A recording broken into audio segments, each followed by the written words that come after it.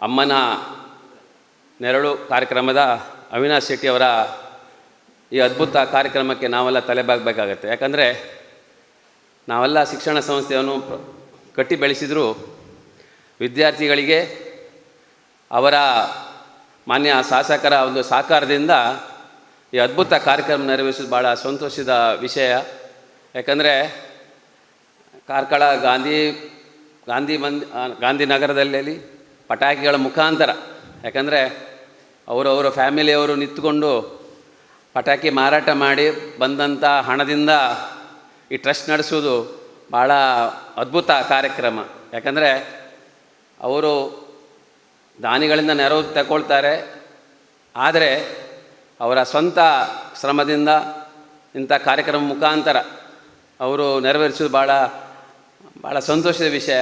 ಇದೆಲ್ಲ ನಾವು ಈಗ ಎಲ್ಲರ ಹತ್ರ ಹಣ ಇರುತ್ತದೆ, ಕೊಡುವ ಮನೋಭಾವ ಬೇಕಾಗತ್ತೆ. ಯಾಕಂದರೆ ಎಲ್ಲರೂ ದುಡಿತಾರೆ.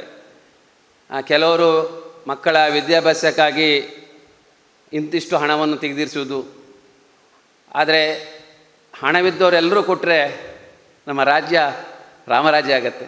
ಯಾಕಂದರೆ ಎಲ್ಲರ ಹತ್ರ ಹಣ ಇರುತ್ತೆ, ಆದರೆ ನಾವು ಆ ಹಣವನ್ನು ಬೇಕಾದಕ್ಕೆ ಉಪಯೋಗ ಮಾಡಲ್ಲ. ಅದು ಭಾಳ ಬೇಸರ ಸಂಗತಿ.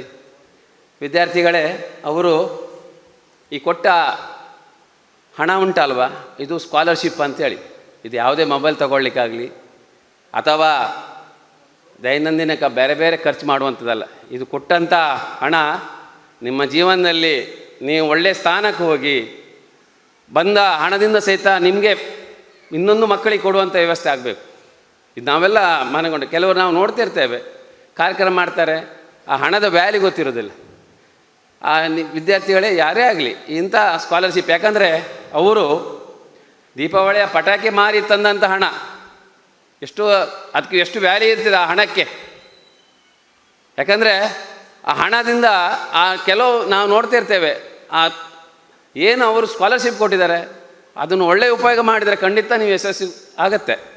ಆದರೆ ವಿದ್ಯಾರ್ಥಿಗಳೇ, ಕೊರೋನಾ ನಂತರ ನಮ್ಮ ಮನೋಭಾವನೆ ಚೇಂಜ್ ಆಗಿದೆ. ತಂದೆ ತಾಯಿ ಬಿಟ್ಟರೆ ಮೂರನೇ ಸ್ಥಾನ ಗುರುಸ್ಥಾನ.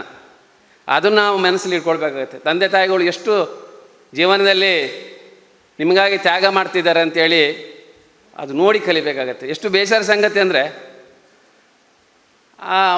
ನಾವು ನೋಡ್ತಾ ಇರ್ತೇವೆ, ಆ ಮೊಬೈಲ್ ಬೇಕು, ಆ ವಾಟ್ಸಪ್ ಗ್ರೂಪ್ ಬೇಕು, ಅದೆಲ್ಲ ಜೀವನಕ್ಕೆ ಎಷ್ಟು ಬೇಕು ಅಷ್ಟನ್ನು ಉಪಯೋಗ ಮಾಡಬೇಕಾಗುತ್ತೆ. ಆದರೆ ನಾವೇನು ಮಾಡ್ತಿದ್ದೇವೆ, ಇಲ್ಲಿಯ ಈಗಿನ ವಾತಾವರಣ ನೋಡಿದರೆ ಬೆಟ್ಟಿಂಗ್ ಸ್ಟಾರ್ಟ್ ಆಗಿದೆ. ಅದು ಎಲ್ಲಿ ಕಾಲೇಜಿನ ವಿದ್ಯಾರ್ಥಿಗಳಿಂದ ಶುರುವಾಗಿದೆ. ಈಗ ಉದಯವಾಣಿ ಪೇಪರಲ್ಲಿ ಬಂದಿತ್ತು ಮೊನ್ನೆ ಒಂದ್ಸರಿ. ಅದೆಲ್ಲ ನಾವು ಆಗಲ್ಲ. ನಾವು ಕಷ್ಟಪಟ್ಟರೆ ಕೈ ಕೆಸರಿದ್ರೆ ಬಾಯಿ ಮೊಸರು ಹೇಳ್ತಾರೆ. ಯಾಕೆ? ನಾವು ದುಡಿದರೆ ಮಾತ್ರ ಅದಕ್ಕೆ ಆ ವ್ಯಾಲ್ಯೂ ಇರ್ತದೆ. ಆದರೆ ನಾವೇನು ಮಾಡ್ತೀವಿ ವಿದ್ಯಾರ್ಥಿಗಳೇ, ತಂದೆ ತಾಯಿಗಳು ಎಷ್ಟೋ ನೀವು ಆಲೋಚನೆ ಮಾಡಿಕೊಳ್ಳಿ, ಎಷ್ಟೆಷ್ಟೋ ಕಡೆಗೆ ಹೋಗಿ ಕೆಲಸ ಮಾಡಿಕೊಂಡು ಮಕ್ಕಳಿಗೆ, ಈಗ ನಾವಿರೋ ನಮ್ಮ ಸಮಯದಲ್ಲಿ 5-6 ಮಕ್ಕಳು ಇರ್ತಿದ್ರು, ಆ ವಿದ್ಯಾಭ್ಯಾಸಕ್ಕೆ ಶಿಕ್ಷಣಕ್ಕೆ ಅಷ್ಟು ಪ್ರಾಧಾನ್ಯತೆ ಇರಲಿಲ್ಲ.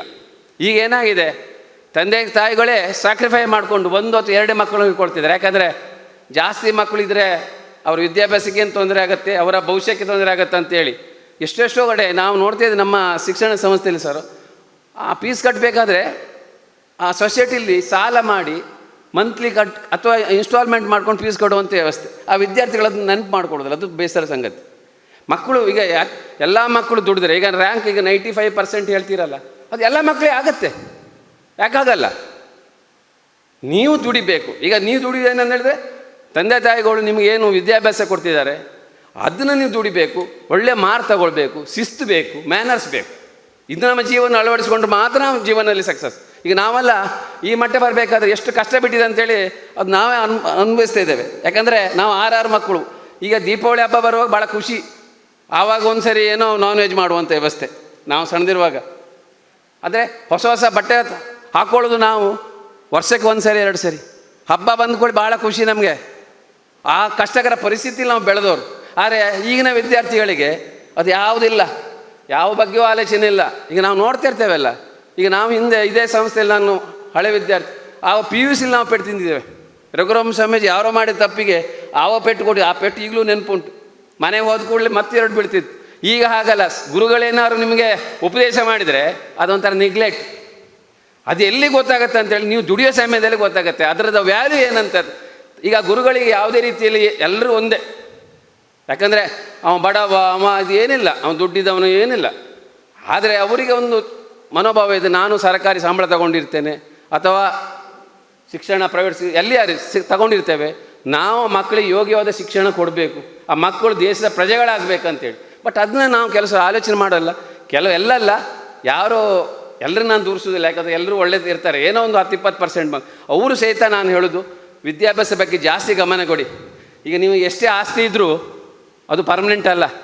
ಏನು ನೀವು ವಿದ್ಯಾಭ್ಯಾಸ ಕಲಿಸ್ಕೊಂಡು ಒಂದು ಒಳ್ಳೆಯ ಸ್ಥಾನಕ್ಕೆ ಹೋದರೆ ಅದು ಜೀವನದಲ್ಲಿ ವಿದ್ಯಾಭ್ಯಾಸನ ಯಾರು ಕಳ್ಳರು ಕದೀಲಿಕ್ಕೆ ಆಗೋದಿಲ್ಲಂತೆ. ಈ ಸಂಪಾದನೆ ಮಾಡಿದ್ದಿಲ್ಲ ಕಳ್ಳರು ಕದಿಬೋದು, ಆದರೆ ನಾವು ಕಲಿತ ವಿದ್ಯೆ ಯಾವಾಗಲೂ ಅದು ಮರೀಲಿಕ್ಕಿಲ್ಲ. ಅದನ್ನು ಉಳಿಸ್ಕೊಳ್ಳಿ ವಿದ್ಯಾರ್ಥಿಗಳೇ. ಯಾಕಂದರೆ ಅದರಲ್ಲೂ ನನಗೆ ಭಾಳ ಖುಷಿಯಾಗೋದಂದರೆ, ನಾನು ಸರ್ಕಾರಿ ಸಂಸ್ಥೆಯಲ್ಲಿ ಕಲ್ತವ, ಆದರೆ ಸರ್ಕಾರಿ ಶಿಕ್ಷಣದಲ್ಲಿ ಕಲಿತ ವಿದ್ಯಾರ್ಥಿಗಳು ಭಾಳ ಹುಷಾರು ನೋಡಿ, ಬುದ್ಧಿವಂತರು. ಯಾಕಂದರೆ ಅವರಿಗೆ ಈ ಪ್ರೈವೇಟ್ ಸ್ಕೂಲಲ್ಲಿ ರಿಸಲ್ಟಿಗೋಸ್ಕರಾಗಿ ಸರ್ಗಳೆಲ್ಲ ಒದ್ದಾಡ್ತಾರೆ. ಇಲ್ಲಿ ಹಾಗಲ್ಲ, ಅವರು ಸರ್ಕಾರಿ ಸ್ಕೂಲಲ್ಲಿ ಕಲಿತ ವಿದ್ಯಾರ್ಥಿ. ನಮ್ಮಲ್ಲೆಲ್ಲ ಸರ್ಕಾರಿ ಸ್ಕೂಲಲ್ಲಿ ಬಂದಾಗ ಈ ವರ್ಷ ಏನು ಮಾಡಿದ್ವಿ ಅಂತ ಹೇಳಿದ್ರೆ ನಾವು ಸ್ಕಾಲರ್ಶಿಪ್ ಕೊಟ್ಟಿದ್ದೆ. ಯಾಕಂದರೆ ಅವರು ಅತಿ ಬುದ್ಧಿವಂತರು, ಅವರು ಸ್ವಂತ ಕಲಿತಿದ್ದಾರೆ. ಸರ್ಗಳ ಸಹಕಾರ ಇದ್ದರೆ ರ್ಯಾಂಕ್ ಬರುವಂಥ ವ್ಯವಸ್ಥೆ ಇದೆ. ಆ ವಿದ್ಯಾರ್ಥಿಗಳಿಗೆ ಅವರಿಗೆ ಗೊತ್ತಿರಲ್ಲ ನಾವು ಇಷ್ಟು ಹುಷಾರಿದ್ದಾರೆ ಅಂತೇಳಿ. ಆದರೆ ಎಲ್ಲ ವಿದ್ಯಾರ್ಥಿಗಳು ಸರ್ಕಾರಿ ಸಂಸ್ಥೆಯಲ್ಲಿ ಕಲಿತ ವಿದ್ಯಾರ್ಥಿಗಳು ಅತಿ ಬುದ್ಧಿವಂತರು. ಅದು ನಾನು ಹೇಳ್ತೇನೆ. ಯಾಕಂದರೆ ಈಗ ನಮ್ಮಲ್ಲಿ ನೋಡ್ತೇವೆ, ನಾವು ನಮ್ಮಲ್ಲಿ ಸರ್ಕಾರಿ ಶಿಕ್ಷಣ ಸಂಸ್ಥೆ ಬಂದ ವಿದ್ಯಾರ್ಥಿಗಳಂದರೆ ನಮಗೆ ಭಾಳ ಖುಷಿ. ಆ ಮಾರ್ಕ್ ಒರಿಜಿನಲ್ ಮಾರ್ಕ್ ಅಂತೇಳಿ ನಮ್ಮ ಅನಿಸಿಕೆ. ಆಗ್ಲಿಕ್ಕೆ ಹೋಗಿ ವಿದ್ಯಾರ್ಥಿಗಳೇ, ತಂದೆ ತಾಯಿ ಗುರುಗಳನ್ನು ಮರೆಯಬೇಡಿ. ನಿಮ್ಮಲ್ಲಿ ಬುದ್ಧಿವಂತಿಕೆ ಇದೆ, ಅದು ಯಶಸ್ವಿಯಾಗಿ ನಡಿಬೇಕಾದ್ರೆ, ನೀವು ಸಮಾಜದಲ್ಲಿ ಒಂದು ಗಣ್ಯ ವ್ಯಕ್ತಿಗಳಾಗಬೇಕಾದ್ರೆ ನೀವು ಚಾಲೆಂಜ್ ತಗೊಳ್ಬೇಕಾಗತ್ತೆ. ಇಂಥ ಮಾನ್ಯರು ಕೊಟ್ಟಂಥ ಏನು ಸ್ಕಾಲರ್ಶಿಪ್ಪು ಅದನ್ನು ಒಳ್ಳೆತನಕ್ಕೆ ಉಪಯೋಗಿಸಿ. ದೇವರು ನಿಮ್ಗೆ ಒಳ್ಳೇದು ಮಾಡಲಿ. All the best. Thank you.